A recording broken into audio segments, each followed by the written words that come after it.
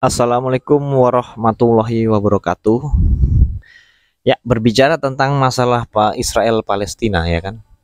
Itu tidak akan pernah ada habisnya. Memboikot produk-produk yang berafiliasi pada Israel juga hanya sementara. Kenapa? Daripada kalian menuntut masyarakat daripada kalian menuntut apa? eh penyeruan boikot dan sebagainya. Kenapa tidak kalian sampaikan atau kalian memberikan tekanan kepada negara-negara yang berafiliasi kepada sekutu-sekutunya Israel? Contohnya Arab Saudi, kan bersekutu tuh sama Amerika. Amerika kan sekutunya Israel, ya kan? Harusnya kalian tuh menekan ke Arab Saudi, bukan menekan ke pemerintah Amerika atau bagaimana gitu ya. Karena begini, di tahun 70-an itu ada salah satu raja dari Arab, saya lupa namanya, Raja Faisal kalau nggak salah ya. Ketika pecah perang Yom Kippur, perang 6 hari kalau nggak salah, di mana negara-negara Arab bersatu menyerang Israel. Dan di situ Amerika datang dengan memberikan dukungannya kepada Israel, sementara negara-negara Arab menyerang Israel. Seperti itu. Nah, permasalahannya adalah kenapa negara-negara Arab itu mau menyerang Israel? Karena negara-negara Arab itu tahu filosofi dari bendera Israel. Jika kalian lihat bendera Israel itu ada bintang David di tengahnya, di atasnya ada garis biru, di bawahnya ada garis biru. Itu artinya apa?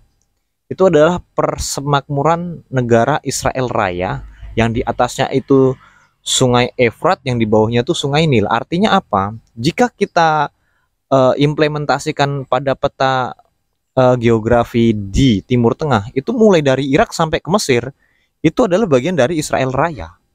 Nah, maka itulah yang menjadi penyebab kenapa perang Yom Kippur itu pecah.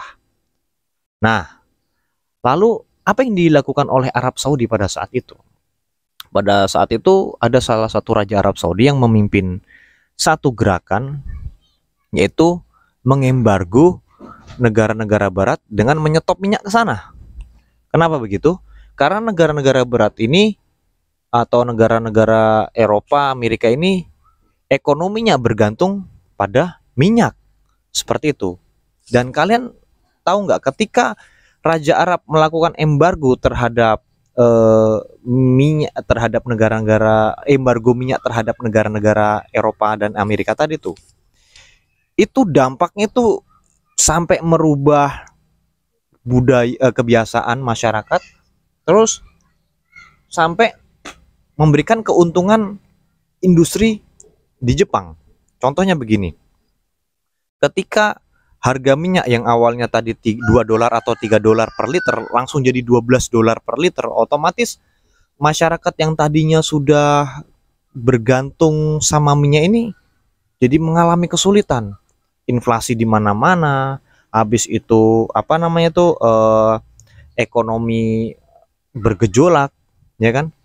Dan gara-gara ini juga akhirnya pemerintah Belanda itu sampai mengeluarkan kebijakan agar tidak menggunakan kendaraan pribadi, tetapi mengalihfungsikan menggunakan kendaraan non minyak, salah satunya sepeda. Dan hingga hari ini negara yang menggunakan sepeda paling banyak itu adalah Belanda.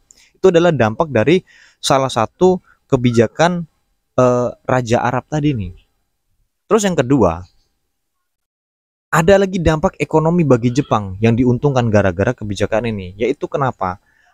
Ketika harga minyak itu berlebihan, ya, menjulang tinggi di Amerika, itu mobil-mobil produksi Amerika pada saat itu ukurannya besar-besar dan boros penggunaan bensinnya atau BBM-nya. Dan akhirnya Jepang mengambil keuntungan di sini dengan cara menghadirkan mobil-mobil atau memproduksi mobil-mobil yang ukurannya kecil serta lebih irit. Jadi peluang ini dimanfaatkan Jepang untuk menjual produk-produknya ke Amerika. Nah, inilah yang akhirnya membangkitkan ekonomi Jepang di tahun 70 atau 80 seperti itu.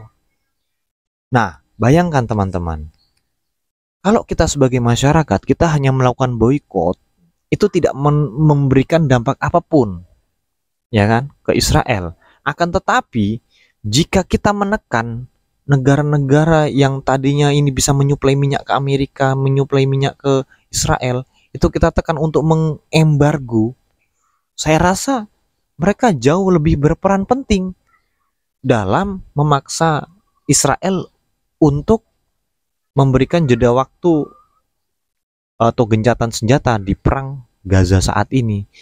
Tapi kalau kita sekedar boikot aja memang seberapa lama sih kita tahan? Nggak akan lama seperti itu. Akan tetapi kalau orang yang punya jabatan, punya posisi penting ini mampu melakukan tindakan seperti itu, dampaknya sangat besar. Seperti itu. Ya kan? Nah, jadi teman-teman, ketika ada seruan-seruan boikot ini, alangkah baiknya kita harus berpikir ulang seperti itu. Karena gini loh, kita tuh menyerukan boikot terhadap produk-produk yang berafiliasi kepada Israel. Lah, kenapa yang diboikot itu produk-produk makanan dan produk-produk konsumsi? Kenapa tidak tidak memboikot produk-produk yang ada di digital? Ya kan? Jangan gunakan Facebook, jangan gunakan apa namanya nih, YouTube, jangan gunakan WhatsApp, jangan gunakan produk-produk digital dari barat dong kalau mau memboikot. Jadi boikot tuh total gitu loh. Jadi boikot itu bukan solusi. Boikot itu bukan solusi teman-teman, karena lebih baik kita gunakan produk mereka untuk mengkampanyekan, untuk melawan apa yang ada di Palestina saat ini. Seperti itu. Jadi itu tadi teman-teman. Memboikot itu bukan solusi, tapi menekan si pembuat kebijakan agar berdampak terhadap mereka yang sedang menjajah satu negara ini bisa direalisasikan dan itu bisa berdampak panjang seperti itu. Oke teman-teman, terima kasih. Itu saja. Terima kasih buat kalian yang sudah menonton video ini. Terima kasih juga kalian yang sudah mensubscribe channel ini. Semoga kalian teredukasi dengan video-video saya, dan terima kasih juga buat para netizen yang sudah mengkomentari video-video saya. Silahkan kalian berkomentar bebas, saya tidak menutup kolom komentar, bahkan kalau ada yang unik akan saya sematkan seperti itu ya. Oke, terima kasih sudah menonton video saya. Itu saja saya akhiri. Assalamualaikum warahmatullahi wabarakatuh.